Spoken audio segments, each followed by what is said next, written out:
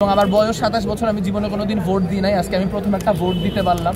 ভোটটা কাস্ট করার পর আমার কাছে মনে হইতেছে যে আমি এমনি জিতে গেছি। আজকের দিনটা যদি এরকম বসে থাকেন তাহলে পরে রেজাল্ট নিয়ে রিগ্রেট করবেন, আগামী 1.5 বছর রিগ্রেট করবেন। সেই রিগ্রেটটা করেন না, এখনো সময় আছে, বিকাল 4টা-5টা পর্যন্ত ভোট দেওয়া যাবে। আপনারা প্লিজ ভোটটা দিন। এই কেন্দ্র আমি যা দেখলাম খুবই সুন্দর এখন পর্যন্ত, তবে ভয়টা হচ্ছে যে এখন পর্যন্ত ভোটার টার্ন আউট না কমে যায়, ভোটারদেরকে ইন্সপায়ার করা, ভোটাররা যাতে আসে। সকালে অনেক টার্ন আউট ছিল, এখন টার্ন আউট কমতেছে, যাতে করে শেষ ভোটারটা পর্যন্ত আসে। আপনারা ভোটারদের আমার যারা শুনতে পাচ্ছেন, যারা ঢাকা বিশ্ববিদ্যালয়ের শিক্ষার্থী, যাকে খুশি তাকে ভোট দেন, কিন্তু প্লিজ আজকে ভোটটা দিতে আসেন।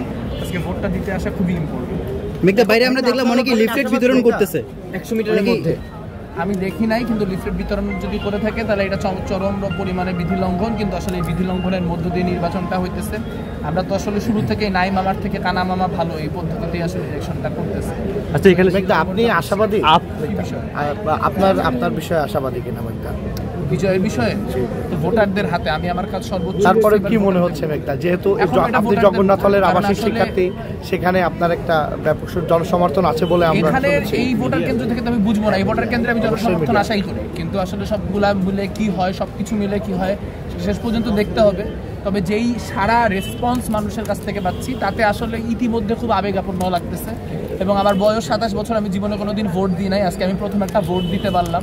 ভোটটা কাস্ট করার পর আমার কাছে মনে হইতেছে যে আমি এমনি জিতে গেছি, মানে ভোটের ফলাফল যাই হোক না কেন।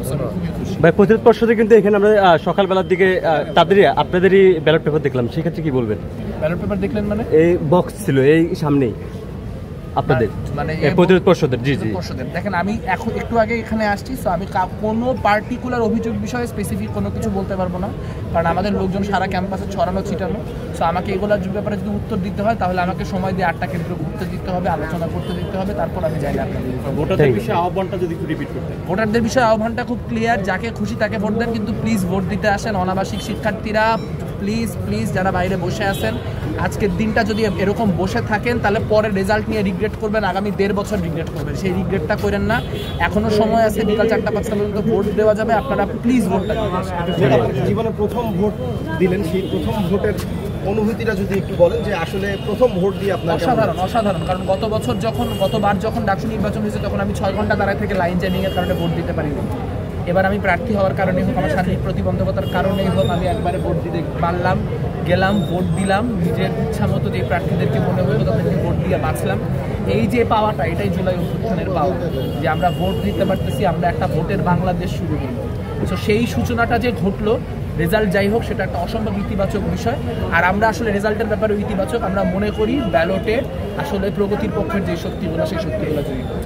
ধন্যবাদ দাদা।